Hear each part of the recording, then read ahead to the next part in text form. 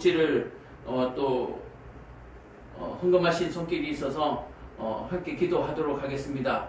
헌금 기도가요, 주일날 또 헌금을 하시는 분들이 있고, 또 주일이 지나고 또 수요일 사이에 또 그렇게 후원하시고 헌금하는 손길들이 있습니다. 그래서 후원과 헌금이 들어오는 대로 그렇게 바로바로 헌금 기도를 하고 있습니다. 그래서 왜 주일에만 헌금 기도하고 하지 않고 수요일에도 하는가 하는 그런 생각을 가지고 계신 분들은 제가 드린 말씀을 참고하셔서 저희들은 주일까지 들어오는 것과 또 주일에서 수요일까지 들어오는 후원들이 다 지금 따로따로 있어요. 그래서 교회 성도들이 어느 정도 갖춰져 가지고 주일이나 이렇게 헌금이 이렇게 한꺼번에 들어오면 그렇게 해도 되는데 수요일 날도 그렇게 들어오는 헌금이 있습니다. 그래서 들어오는 대로 그렇게 수요일에도 헌금 예배를 합니다. 보통 제가 사역할 때도 수요일 날 헌금 하시는 분들이 있더라고요. 그래서 이해하시고 기도하겠습니다. 사랑과 은혜가 충만하신 아버지 하나님, 참으로 은혜를 감사합니다. 교회를 사랑하고 또 하나님을 사랑하고 또 교회 형제를 불쌍히 여겨 또 이렇게 함께 나누며 공개하는 손길들, 후원하는 손길들, 헌금하는 손길들이 있습니다. 아버지 하나님, 은혜 베풀어 주심을 참으로 감사하고 드리는 손길들마다 하나님께서 복의 복을 더하여 주옵소서. 우리 교회를 후원하는 교회에 하나님 교회에 그 말씀이 살아있고 또한 그 교회의 성도들이 많은 은혜를 받을 수 있도록 교회에 복을 내려 주시옵소서. 또한 후원하는 손길들 가정마다 복을 주시고 그 자녀들에게 은혜를 베푸시사 참으로 하나님의 말씀대로 살아가는 하나님의 자녀들로 성장할 수 있도록 주님 도와주옵시며 이 땅의 교회들을 또 섬기며 나아갈 수 있는 귀한 일꾼들로 성장할 수 있도록 주님 도와주시옵소서. 교회는 갚을 길 없고 기도밖에 할 수 없습니다. 우리 예수서당교회를 후원하는 교회는 날로 성장하게 하시고 부흥하게 하시며 또한 세운 목회자들의 건강을 지켜주시며 직분자들의 그 성령을 충만하게 하시며 모든 성도가 하나 되고 화목하며 화합하게 하여 주시옵소서. 드린 손길 모든 것 하나님 앞에 은혜를 구하오며 감사드리오며 예수 그리스도 이름으로 기도드렸습니다. 아멘. 자, 오늘 우리가 보실 말씀 짧은 말씀이죠. 우리가 보고 은혜 나누기로 원합니다. 3장 12절부터 한번 살펴보겠습니다. 우리가 이 같은 소망이 있으므로 담대히 말하노라. 자, 우리가 이 같은 소망이 있다라고 하는 것은 어떤 소망입니까? 바로 부활의 소망입니다. 하나님이 마지막 때에 우리를 구원해 내실 것이다. 그래서 하나님의 구원은 부활의 구원입니다. 우리가 흔히 하나님께서 우리를 구원하신다라고 얘기하니까 나의 지금 어려운 형편에서 구원해 주시는 것만 생각하는 그런 경우가 참 많아요. 또는 나의 질병에서 그 질병을 치료하여 주는 그런 것들을 구원이라고 생각하시는 분들이 많습니다. 또는 전쟁 중에 승리하는 것을 구원이라고 생각하시는 분들이 많아요. 근데 이렇게 이루어지는 것들은 구원의 아주 작은 일부분에 속하고요. 그래서 이것이 된다 안 된다는 제가 말씀드릴 필요도 없는 부분이지만 지금 우리가 기본적으로 생각하는 구원은 아주 하나님께서 하시는 구원의 아주 일부분에 해당합니다.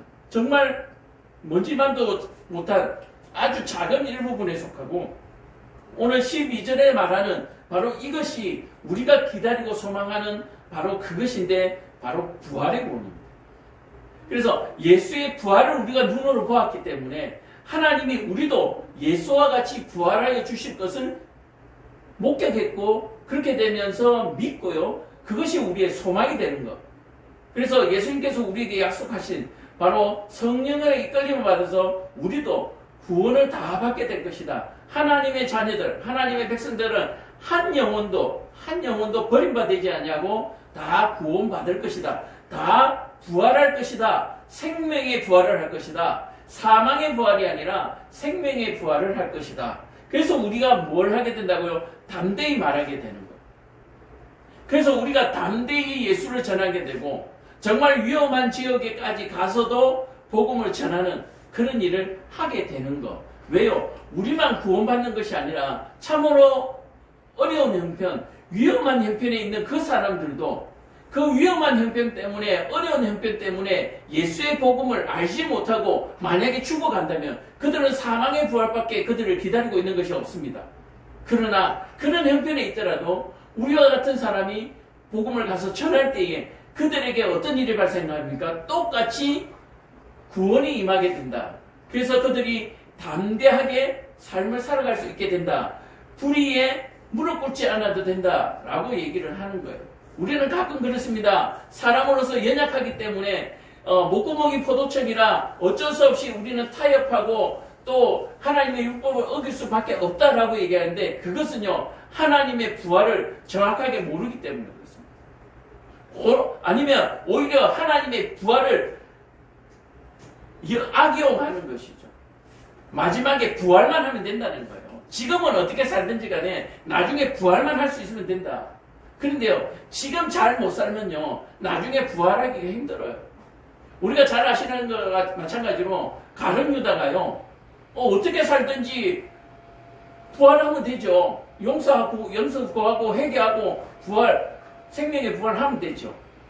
12제자들도 마찬가지죠. 예수님께서 십자가 달릴 때 다 도망갔다가 다시 돌아와서 회개하고 그렇게 복음을 전하는 사도들이 되었잖아요. 가룟 유다도 마찬가지입니다. 예수님을 팔았지만 회개하고 용서받을 수 있을지 또 누가 알겠습니까? 그런데 그렇게 삶을 살다 보니까 결국 구원받지 못하는 삶으로 마감이 되더라라고 얘기하는 거예요. 삶이 어려워지면요 구원받기도 힘들어진다라고 얘기하는 거예요. 그렇다고 해서 소망 없고 가망 없다는 얘기가 아니에요. 단호하게 세상과 등을 지고 죄와 등을 지고 하나님께로 돌아오기만 하면 누구든지 구원을 받는다라고 하는 사실에는 변함이 없습니다. 그런데 자꾸 거기에 젖어 있다 보면 돌아오기가 힘든 거예요. 우리가 마약에 중독이 되고 술에 중독이 되고 담배에 중독이 되고 또는 여러 가지 음란에 중독이 되고 또는 죄에 중독이 되면 그것이 쉽게 빠져나올 수가 없어요. 부끄러운 것에 이미 중독이 되어버리면 도대체 뭐가 부끄러움을 모르는 삶을 살게 된다라고 얘기를 하는 거예요. 부끄러운 것이 뭔지 몰라요. 이 용서와 화해를 악용하는 사람들이 너무나 많습니다. 잘못 저질러 놓고요. 가서 잘못했대요. 미안하대요. 그것이 진정한 회개와 잘못이 그게 용서가 되는 게 아니라는 얘기예요. 부지 중에 어쩔 수 없이 그렇게 했던 것들이어야 그게 온전한 회개가 되는 것이죠. 오늘도 뉴스에 이상한 뉴스가 그렇게 나오더라고요. 잘못했어요. 가서 용서했어요. 그럼 끝인가요? 아니요. 그 마음에 이미 이 마음에 있는 죄를 뿌리채 뽑아버리지 않으면 그것은 끝나지가 않습니다. 왜 아담 이후에 사람의 몸에서 난 모든 사람을 왜 우리가 죄인이라고 얘기합니까? 이 안에 죄의 뿌리가 박혀서 그 인을 빼내지 못했기 때문에 우리를 죄인이라고 얘기하는 거예요. 우리가 죄인인데 우리가 예수의 은혜로 말미암아 어떻게 해요? 죄 없음을 죄 없다 침을 받은 거예요. 인침을 받은 거예요. 이해가 가세요? 죄가 없어진 것이 아니라 우리 안에 죄가 다 빠진 것이 아니라 우리가 죄 없다고 하나님께서 여겨주시는 것입니다. 그래서 이 여겨주셨기 때문에 이 이후의 삶을 하나님의 율법 아래에서 살면서 그렇게 살아가는 거예요. 그 성화된 삶을 살아가는 거예요. 이해가 가세요? 그동안의 잘못을 용서하고 하나님의 말씀대로 살아가는 그 모든 삶을 성화된 삶이라고 얘기합니다. 그래서 성화된 삶이라고 해서 이게 뭐 엄청나게 거룩한 그런 삶이 아니고 그냥 진짜로 하나님께서 사람에게 처음 부여하신 그 삶을 살아가는 것. 그래서 이런 사람들에게는 담대함이 생긴다라고 얘기하는 거예요. 예수를 자신 있게 그렇게 자랑할 수 있고 전할 수 있게 된다. 오늘 바울처럼 자기의 생명을 조금 더 아깝게 여기지 아니하고 예수님을 전하게 되는 것. 그것이 너와 나 우리가 살아가는 모습이다. 그렇게 얘기합니다. 우리가 이 같은 소망이 있으므로 부활의 소망입니다. 부자의 소망이 아닙니다. 건강의 소망이 아닙니다. 부활의 소망이 있습니다.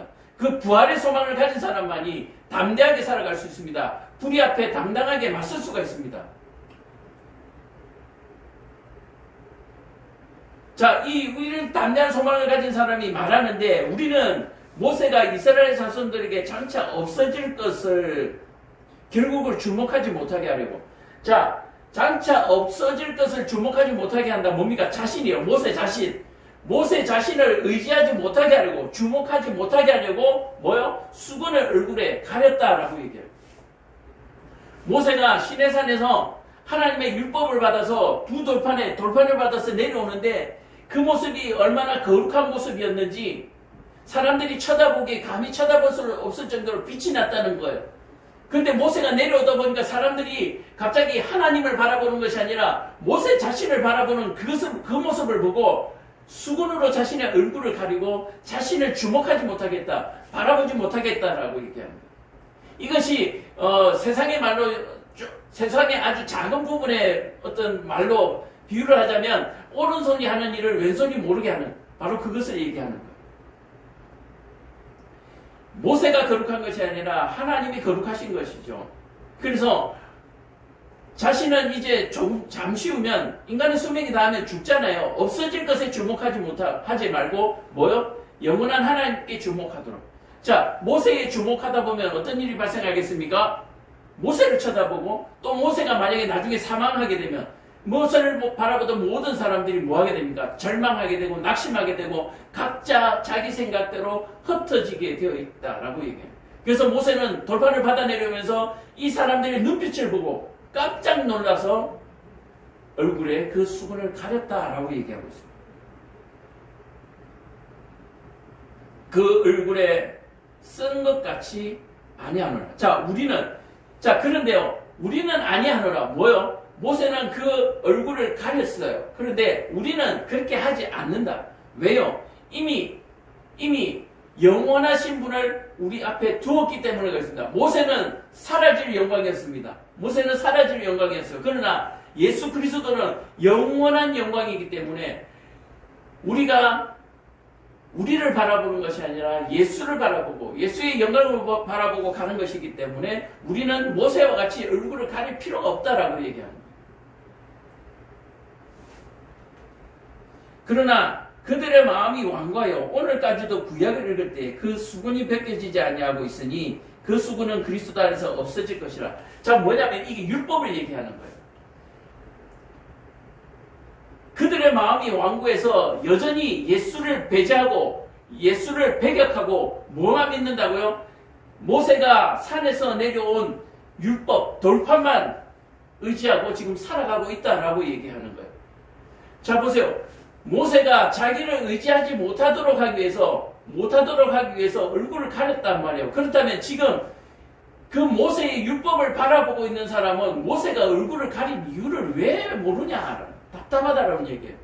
모세가 왜 얼굴을 가렸겠어요? 보지 말라고. 그 율법을 의지하지 말라고.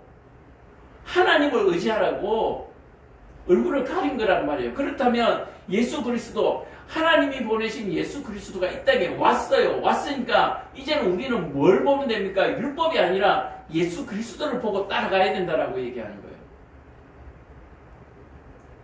이 율법을 따르지 말라고 하는 부분은 뭐냐면은 마치 유대인들이 율법이 자기 것이냐, 자기가 판단자가 되고 자기가 심판자가 되어서 이 율법을 가지고 너는 징역 5년, 너는 사형, 너는 여기서 쫓아내야 돼 하면서 이 율법을 가지고 자기가 하나님의 짓을 하고 있기 때문에 이 율법을 버리라고 얘기하는 것이고 예수 그리스도를 따르라고 하는 것이지, 율법이 폐하여지는 것을 지금 다른 의도로 얘기하고 있는 거예요. 율법을 따를 필요가 없다라고 얘기하는 것이 아니라 너희가 율법이 되지 말고 예수 그리스도가 율법이 되어라. 예수 그리스도가 무엇입니까? 말씀이신, 육신이 되신, 말씀이 육신이 되신 하나님이 이 땅에 사람의 모습으로 오신 것이 예수 그리스도잖아요. 그러면 이 율법보다도 더 위에 있는 분이 예수 그리스도이시고 하나님이시잖아요. 그 얘기를 지금 하고 있는 겁니다. 그 수고는 그리스도 안에서 없어질 것이라. 자, 온전하게. 자, 예수님이 율법이 필요하겠어요? 예수님은 율법이 필요 없으신 분이에요. 마찬가지로 온전히 성령 충만하고 온전히 하나님의 백성으로서 거룩한 백성은 율법이 우선이 아니라 율법보다도 더 거룩한 바로 그것이 하나님의 백성된 모습이다라고 얘기를 합니다. 15절에 오늘까지 모세의 글을 읽을 때 수건이 그 마음을 덮었도다. 아직도 그 모세의 그 환상에 빠져서, 모세가 말한 그 환상에 빠져서 아직도 예수 그리스도를 온전히 주님이 하나님께서 보내신 메시아로 여겨지지 않는 바로 그 상태, 그 마음이 덮여져 있는 상태를 얘기하고 있습니다. 지금 이 땅에 어떤 사람들이 있습니까? 예수 그리스도는 없다라고 수군을 덮어버린 사람, 수군을 덮는 것이 아니라 아예 파헤쳐서 없애버린 사람. 아직도 유대교에 있는 사람들을 이스라엘이라고 생각하는 사람들. 이스라엘은 원래 존재하지 않는 것입니다. 하나님께서 선택한 사람, 하나님께서 선택한 백성이 이스라엘이잖아요. 자, 그런데 그 선택한 가운데서 하나님은 버린 사람들을 이스라엘이라고 얘기하지 않습니다. 근데 아직도 지도상에 있는 이스라엘을 이스라엘이라고 생각하는 사람들이 있습니다. 그 이스라엘이 진정한 옛 구약의 이스라엘이 되려면 여호와 하나님을 믿고 그분이 보내신 예수 그리스도를 온전히 받아들이는 것, 그 길밖에 없습니다. 16절에 그러나 언제든지 주께로 돌아가면 그 수견이 벗겨지느니라. 온전히 이제 그 주께로만 돌아가면, 예수 그리스도를 믿기만 하면 그것이 아무것도 아니구나, 그것을 알게 되는 거예요. 율법은 우리의 죄를 깨닫게 하는 것이지 우리를 거룩하게 할 능력이 없습니다. 우리를 거룩하게 할 수 있는 능력은 오직 하나님 한 분밖에 없고 오직 예수 그리스도의 피밖에 없는 것입니다. 오직 우리를 대신해서 죽으신 예수 그리스도를 믿는 그 은혜, 그 능력 위에는 우리를 거룩하게 할 수 없다라고 얘기하는 거예요. 그래서 율법이 폐하해졌다라고 얘기합니다. 율법은 우리를 어떻게 한다고요? 죄를 깨닫게 해주는 역할밖에 못해요. 그래서 너 잘못했어, 너 그러지 마. 율법은 그것밖에 할 수가 없어요. 우리를 거룩하게 할 수 없습니다. 그러나 우리를 거룩하게 하고 우리를 용서하시는 분은 율법이 아니라 여호와 하나님인 줄로 믿으시기를 축원합니다. 그러나 언제든지 주께로 돌아가기만 하면, 누구든지 예수 그리스도를 믿기만 하면 너와 내 집이 구원을 얻으리라. 믿으시기를 간절히 축원드립니다. 예수 그리스도를 믿기만 하면. 그래서 성경에는 무엇을 써놓았습니까? 예수 그리스도를 믿는 것이 어떤 것인가를 여기에 써놓으신 것입니다. 예수 그리스도를 믿는 것이 어떤 것입니까? 모세가 수건을 썼던 그 수건, 모세를 잊어버리고 오로지 예수 그리스도를 바라보는 그런 믿음으로 신앙생활을 하는 것을 얘기하고 있습니다. 그리고 말씀하신 대로, 예수님께서 말씀하신 대로 내 이웃을 내 몸과 같이 사랑하라는 그 말씀으로 따라서, 그리고 땅끝까지 복음을 전하라는 그 말씀을 따라서 살아가는 그 모든 삶이 우리가 수건을 벗은 삶이 되는 것입니다. 17절에 주는 영이시니 주의 영이 계신 곳에는 자유가 있느니라. 지난번에도 한번 말씀드렸죠. 율법이 우리를 옥죄인다라고 얘기합니다. 율법이 우리를 불편하게 한다, 그렇게 얘기를 합니다.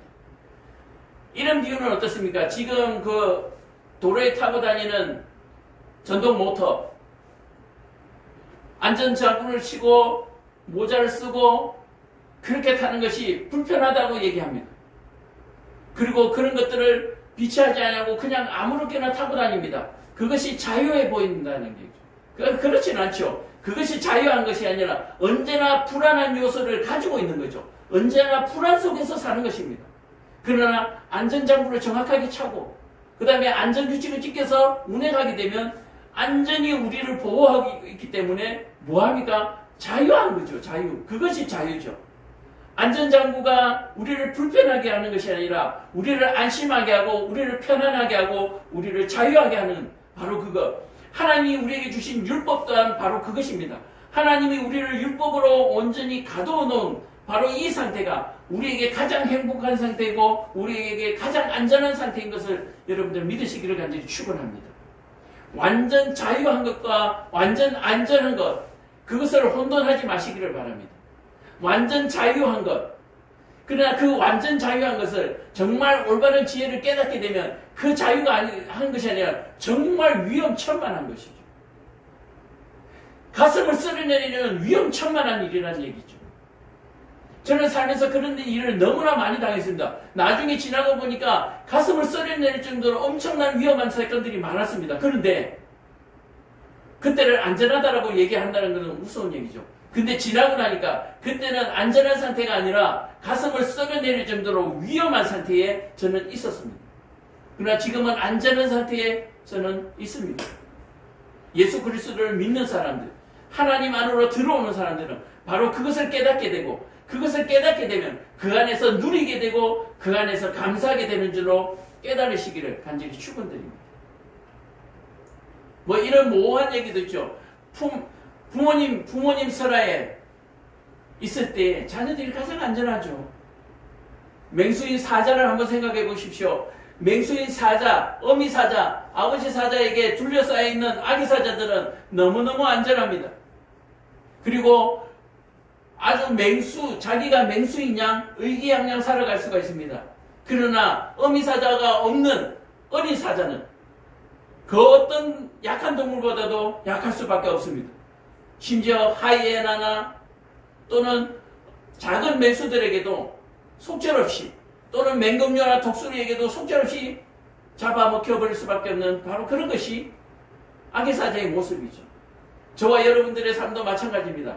여호와 하나님의 울타리 안에 없을 때는 우리는 안전한 상태가 아닙니다. 자유한 상태가 아닙니다. 그저 위험에 노출되어 있는, 아직 우리에게 위험이 닥치지 않는, 위기가 우리에게 다가오고 있는 상황, 그렇게 얘기를 하는 것이죠. 아주 빠른 열차가 레일 위로 달려오고 있고 우리는 레일 위에 그저 두 손 두 발 묶여있는 상태, 언제 기차가 우리를 밟고 지나갈지 모르는 상태, 그 상태가 하나님이 없는 상태, 예수 그리스도를 믿지 않는 상태, 그렇게 되어 있다는 것을 여러분들이 깨달으시기를 간절히 축원드립니다. 17절에 주는 영이시니 주의 영이 계신 곳에는 자유가 있느니라. 아까도 말했잖아요. 어미 사자들이 있는 그 가운데서는 아기 사자들이 너무너무 안전하고 자유한 상태, 여호와 하나님이 우리를 보호하고 있는 상태는 너무너무 자유한 상태. 지금 아직도 우리에게 위기가 닥쳐 있지 않다면 아직은 시간이 있습니다. 여유가 있습니다. 그러나 그것이 1초 후가 될지 10초 후가 될지 알 수가 없습니다. 주는 영이시니, 하나님이 보이지 않는다고 해서 안 계신 것이 아니에요. 하나님은 어디에나 계십니다. 하나님은 지금도 우리와 함께 계십니다. 하나님은 시간과 장소를 초월하신 분입니다. TV나 영화에서 나오는 귀신들은 어떻습니까? 시공간을 초월할 수가 없죠. 있는 그 장소에서만 능력을 발휘하죠. 만들어낸 환상이긴 하지만 시공간을 초월할 수 있는 어떤 신도 어떤 귀신도 없습니다. 오로지 여호와 하나님께서 시공간을 초월하시는 유일한 하나님이시며 또 이 땅의 유일한 신인 것을 여러분들 깨달으시기를 간절히 축원합니다. 하나님은 유일하십니다. 하나님이 유일하시다는 것은 하나님같이 대단한 분은 한 분뿐이다가 아니라 신이라고 하는 생긴 어떤 것도 하나님 위에는 없다라고 얘기하는 거예요. 나머지는 누가 만들었어요? 사람이 만든 거예요. 사람이. 돌로 깎아서 나무로 깎아서 그것을 신이라고 섬기는 어리석은 그런 모든 삶에서 돌이키시기를 간절히 축원드립니다. 우리가 다 수건을 벗은 얼굴로 거울을 보는 것 같이 주의 영광을 보매 그와 같은 형상으로 변하여 영광에서 영광에 이르니 곧 주의 영으로 말미암음이니라. 자, 우리가 하나님을 거울을 정면으로 보듯이 볼 수 있는 것은 하나님의 영광 때문이다. 하나님의 영광이 무엇입니까? 예수 그리스도. 우리가 하나님을 지금 현재 우리가 감히 지금 하나님 앞에 하나님을 예배할 수 있는 것은 예수 그리스도, 하나님의 영광이신, 하나님의 영광이 빛으로 나타나신 예수 그리스도 때문에 우리가 하나님께 영광을 돌 수 있다라고 얘기하는, 예배드릴 수 있다라고 얘기하는 거예요. 예수님께서 십자가에서 죽으실 때에 휘장이 둘로 쪼개져서 그 하나님과 가려졌던 그 휘장이 쪼개져서 하나님과 대면할 수 있는 그 길이 바로 열리게 되었다. 바로 그 얘기를 지금 십자가의 사건을 지금 얘기하고 있는 것입니다. 그래서 우리가 하나님을 온전히 하나님이라고, 하나님을 아버지라고 부를 수 있는 것은 무엇 때문이다? 우리가 잘난 것이 아니라 하나님의 영광 때문이다. 하나님의 영광이신 예수 때문이다. 하나님의 은혜이신 예수 때문이다. 라고 오늘 바울은 얘기하고 있습니다. 누구에게요? 고린도 교회 성도들에게, 또 지금 2000년대에 지금 우리에게 바울은 그렇게 얘기하고 있습니다. 우리가 이 땅에서 하나님의 복음을 전해 들을 수 있는 이런 길이 누구 때문에 열렸다고요? 예수님의 십자가 때문에 우리가 이 길이 열린 거예요. 안 그러면 이미 끝난 거죠. 사랑하는 성도 여러분, 우리가 복음을 전하는 것을 조금 더 부끄럽게 여기지 않기를 바랍니다. 그리고 우리가 이 예수의 영광을 전하는 것은 하나님을 위한 것이 아니라 우리를 위함인 것을 여러분들 깨달으시기를 간절히 축원합니다. 우리가 복음을 전하는 것이요, 우리가 뭔가 대단해서 어떤 사람을 구원해내는 그런 어떤 것이 아니라 어떤 사람에게 복음을 전하는 그것이 우리를 위한 것이라는 사실을 여러분들 꼭 기억하시기를 바랍니다. 그걸 가지고 자랑하고 공치사하고 할 일이 아니에요. 나라의 정치를 하는 사람도 마찬가지입니다. 회사를 운영하는 사람도 마찬가지입니다. 내가 잘해서 아닙니다. 내가 잘해서가 아니에요. 하나님의 은혜 때문이에요. 그러나 그 하나님이 언제 그 은혜를 거두어 가실지 모릅니다. 지금 당장이 될 수도 있고 내일이 될 수도 있고 1년 후가 될 수도 있고 10년 후가 될 수도 있습니다. 많은 대부분의 사람들이 1년 후, 10년 후에 라고 얘기하지만 죄송하고 안타깝게도 하나님은 잠깐 후에 곧 그 참으시던 손길을 거두시게 될 줄 여러분들 깨달으시기를 간절히 축원합니다. 우리는 10년 후, 20년 후를 자꾸 내다봅니다.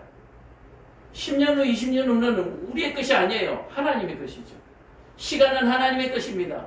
그 하나님이 우리에게 어떤 시간을 주실지 우리는 아무도 알 수 없습니다. 그러나 우리에게 주어진 시간 동안 하나님의 영광을 구하며 하나님의 빛을 따라서, 영광을 따라서 우리가 살아가는 그 길만이 우리에게 유일한 길이 되는 것입니다.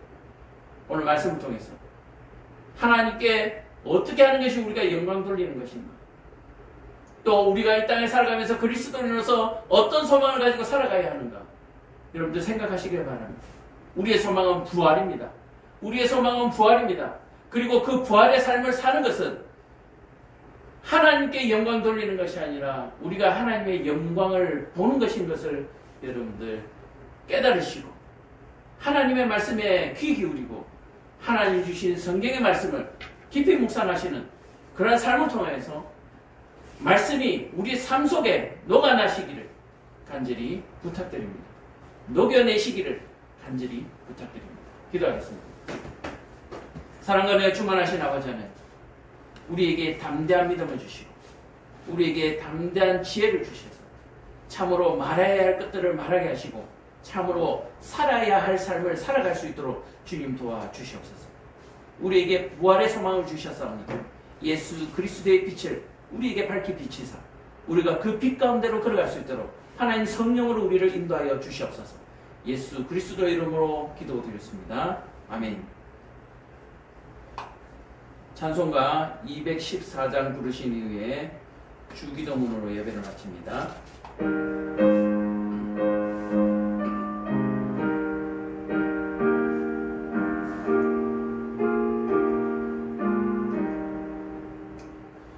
나 주의 도움 받고자 주 예수님께 빕니다. 그 구원 허락하시사 날 받아주소서.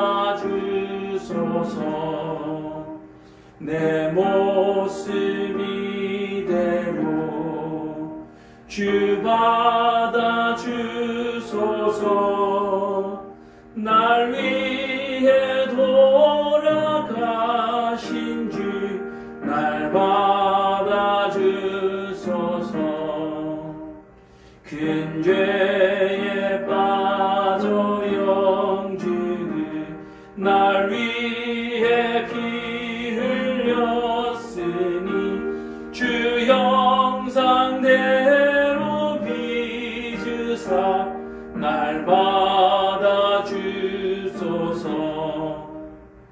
내 모습 이대로 주 받아 주소서. 날 위해 돌아가신 주 날 받아 주소서. 내 힘과 결심 약하여 늘 깨어지기 쉬우니 주 이름으로 구원해 날 받아 주소서. 내 모습 이대로 주 받아 주소서. 날 위해 돌아가신 주 날 받아 주소서.